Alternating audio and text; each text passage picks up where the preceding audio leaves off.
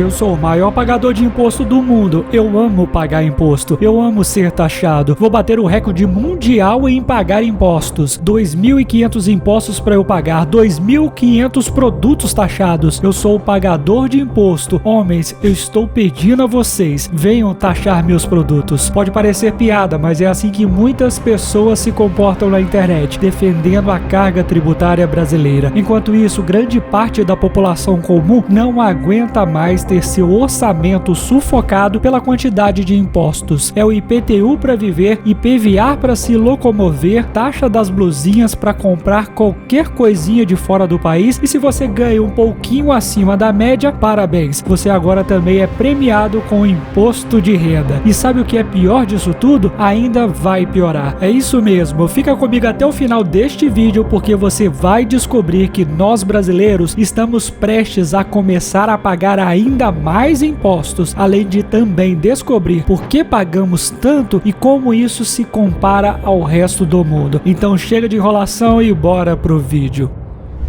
O peso dos impostos no Brasil. A economia brasileira vive dois momentos que são antagônicos. Por um lado, a arrecadação aumentou acima do ritmo de crescimento, mas por outro, o governo teve que cortar gastos das principais pastas. Desde a colonização, o Brasil carrega o fardo de uma carga tributária sufocante. O país nasceu para ser sugado pela coroa portuguesa, e quando as primeiras riquezas foram descobertas aqui, na forma de jazidas de ouro, os portugueses não perderam tempo, impondo o famoso quinto, que era uma taxa de 20% sobre todo o ouro que era extraído das minas brasileiras. Quando a arrecadação não atingia as metas, aplicava-se ainda a derrama, uma cobrança compulsória que levava muitos à ruína, já que os fiscais do governo literalmente invadiam casas procurando por qualquer grama de ouro que pudessem encontrar, sem perguntar se aquela pequena riqueza era para garantir a sobrevivência por mais alguns dias. Só que se você acha isso um absurdo, saiba que não está sozinho. Indignados com essa situação, um grupo de empresários mineiros, entre eles Joaquim José da Silva Xavier, o Tiradentes, se revoltaram contra a coroa e iniciaram o movimento que ficaria conhecido como Inconfidência Mineira, em meados de 1789, o qual tinha como objetivo a separação da coroa e o fim dos impostos abusivos. O resultado, Tiradentes foi enforcado publicamente como punição, mas seu símbolo está vivo até hoje na forma de um feriado, o qual a maioria dos brasileiros sequer sabe o que significa. Quer uma prova disso? Hoje nossa carga tributária está se aproximando dos 30% e você não vê pessoas se revoltando. No máximo, algum comentário ou vídeo na internet, mas nada realmente está sendo feito sobre os nossos impostos. A carga tributária brasileira atingiu 33,71% do PIB em 2022, marcando o maior percentual da história. Comparado globalmente, o Brasil não é o país que mais arrecada impostos, mas a diferença está no retorno. Dinamarca, Finlândia e França, que lideram em carga tributária, oferecem sistemas de bem-estar social robustos e eficientes. Saúde, educação e transporte público nestes países são considerados modelos globais. O Brasil, por outro lado, mal consegue manter serviços públicos básicos funcionando. É aquela história: pague impostos como nos países nórdicos e receba serviços da África subsaariana. Ontem, mais um senhor que aguardava vaga em UTI morreu no hospital público, lá no HRT. Mas se você acha que o problema está apenas na corrupção e em políticos mesquinhos, também, mas a situação é um pouco mais complicada do que isso. O problema fundamental está na estrutura tributária. Em vez de taxar proporcionalmente mais aqueles com maior renda, o Brasil depende fortemente da tributação sobre o consumo. Produtos e serviços carregam uma pesada carga de impostos, representando 14,5% do PIB. Isso significa que, independentemente de renda, todos pagam o mesmo imposto sobre itens essenciais. Os mais pobres, que gastam a maior parte de sua renda em consumo, são os mais penalizados. Em comparação a países da OCDE, tributam o consumo a uma média de 10,8% do PIB. No Reino Unido e no Canadá, essas taxas são ainda menores, 10,1% e 8,8% respectivamente. Esses países optam por uma tributação mais progressiva, taxando a renda e o patrimônio de forma significativa iniciativa para promover equidade. No Brasil, a tributação sobre a renda equivale a apenas 27,4%, muito aquém dos padrões internacionais. Isso perpetua uma estrutura regressiva, na qual quem tem menos acaba pagando proporcionalmente mais. O que devia ter sido resolvido pela isenção de imposto de renda para quem ganha até R$5.000 por mês, prometida tanto por Lula quanto Bolsonaro, mas que nunca saiu do papel e nem deve, já que isso endividaria ainda mais o governo. Mas qual o impacto real disso na vida das pessoas? Como o imposto sobre produtos afeta diferentemente duas pessoas comprando a mesma coisa? Imagine duas pessoas com rendas muito diferentes. João, que ganha R$3.000 por mês, e Fernanda, cuja renda mensal é de R$2 milhões.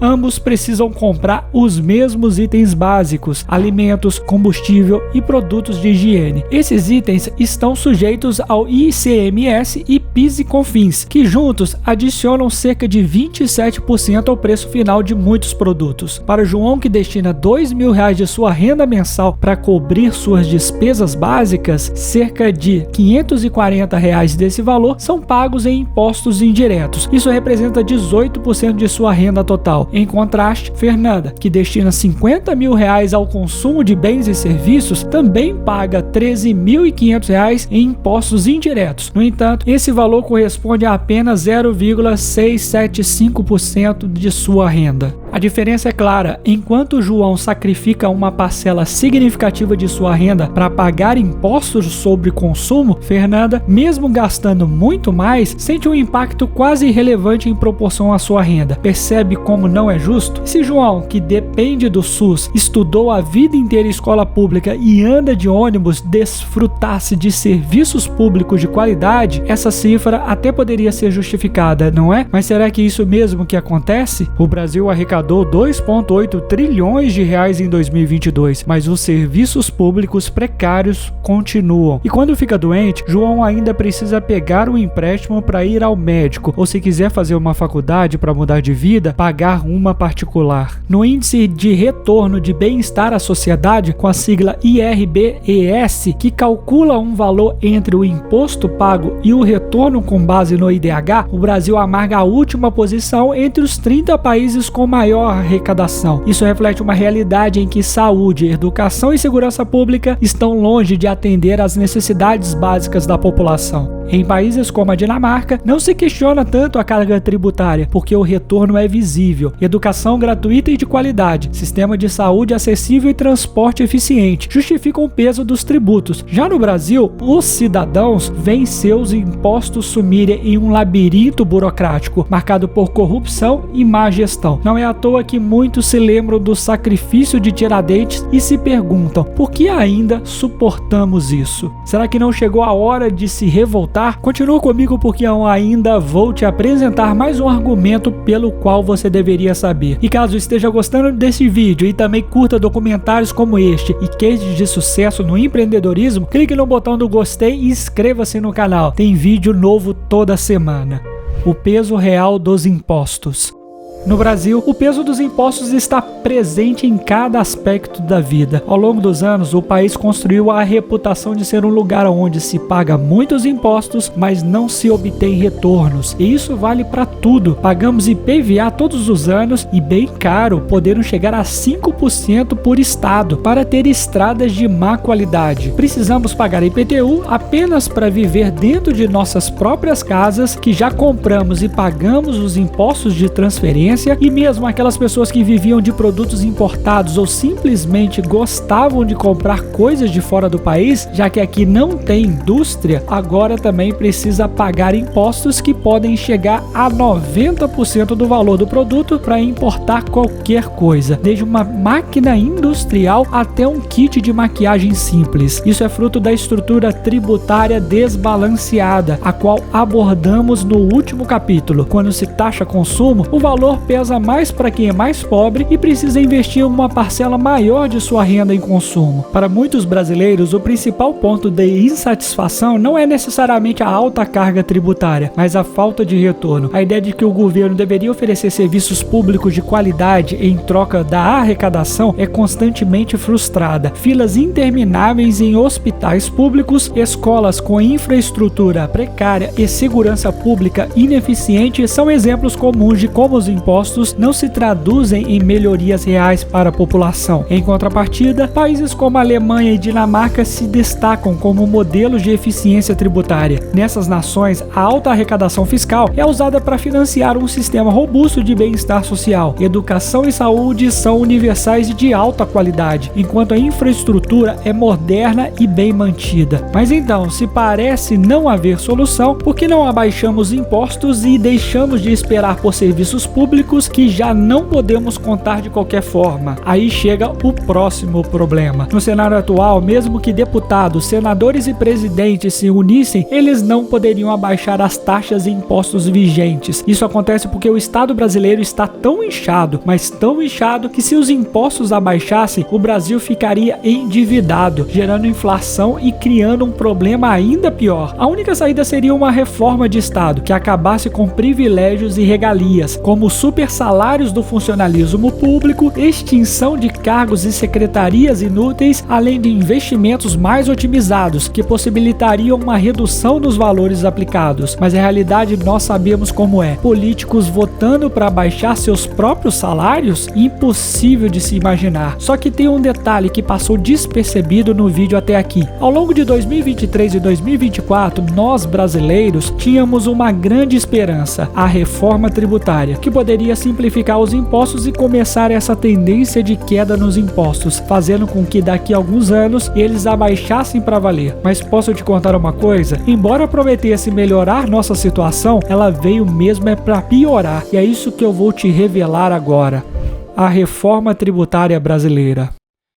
O Ministério da Fazenda divulgou hoje que a alíquota padrão do IVA, Imposto sobre Valor Agregado, pode chegar a 27,97%. A reforma tributária, que era para ser a esperança, se tornou um verdadeiro balde de água fria na cabeça dos brasileiros. Apesar das promessas de simplificação e justiça tributária, as medidas implementadas até agora não conseguiram alterar significativamente o cenário, mantendo o Brasil entre os países com as maiores cargas tributárias do mundo. Um dos principais objetivos da reforma era simplificar o complexo sistema de impostos, que inclui uma miríade de tributos federais, estaduais e municipais. No entanto, a criação do Imposto sobre o Valor Agregado, o IVA, que unifica alguns tributos sobre o consumo, resultou em uma alíquota estimada em 27,97%, a mais alta do mundo. Essa elevada alíquota pode onerar ainda mais o consumidor final, sem garantir a eficiência esperada na arrecadação. Além disso, a reforma manteve a predominância da tributação sobre o consumo. Em 2020, a arrecadação de impostos sobre o consumo no Brasil representou 13,5% do PIB, superando a média da OCDE. E países como Reino Unido, 10,1% do PIB, Canadá, 8,8% do PIB e Chile, 10,6% do PIB. Essa estrutura tributária contribui para a perpetuação da desigualdade, já que o pobre continua gastando mais apenas para viver. Outro ponto preocupante e típico da nossa política são as concessões, isenções e benefícios fiscais. Quando o texto da reforma chegou na Câmara, todos pagariam a mesma quantidade de impostos, mas daí um setor influencia o outro. Algum deputado ligado a algum grupo faz pressão e aos poucos concessões foram sendo feitas. Hoje, o setor de turismo, profissionais autônomos, agronegócio e até mesmo a educação privada vão pagar menos impostos quando comparados ao cidadão comum. O motivo? Eles têm contatos na Câmara, simples assim. Essa é a mesma dinâmica da reforma da Previdência, que prometia resolver os problemas do INSS, mas saiu da Câmara dando isenção para militares, políticos e mais meio mundo. E hoje já é considerada ultrapassada e terá que ser revista até 2030. E se a reforma reforma e o IVA eram para simplificar, hoje eles também já são criticados, ficando incerto se a reforma vai mesmo gerar resultados. Muitos investidores já estão piorando a sua percepção e nota sobre o Brasil, fazendo com que mais capital saia do país, o que desvaloriza a nossa moeda e cria ainda mais problemas de longo prazo, como inflação e falta de poder de compra. Ou seja, a percepção é que essa reforma nem saiu do papel e já é uma bomba, e ela está correta. Muitos brasileiros não acreditam que as mudanças trarão benefícios concretos, especialmente no que diz respeito à melhoria dos serviços públicos, e isso vai continuar acontecendo enquanto grupos específicos continuarem a defender seus privilégios, enquanto o restante da população sofre. Em suma, a reforma tributária não conseguiu resolver a situação do nosso país, ela não simplificou nossos impostos e nem diminuiu, pelo contrário, se já estávamos pagando bastante, em torno de 25%, prepare-se para começar a pagar 27% nos próximos anos. Enquanto as pessoas não se revoltarem contra os benefícios, as isenções e os privilégios que são sustentados por esses impostos, nada vai mudar, eles continuarão subindo e nós aqui embaixo tendo que trabalhar cada vez mais para ter um mínimo de dignidade em nossas vidas, sustentando o título do Brasil ser um dos países com maior carga tributária do mundo. Mas e você? Acha que o Brasil ainda tem esperança ou daqui para frente vamos apenas continuar pagando mais impostos? Me responde aqui embaixo o que você acha. Agora, se você quer saber por que o Brasil está à beira do colapso, clique no vídeo que está aparecendo na tela para você descobrir. Eu te vejo lá. Até mais.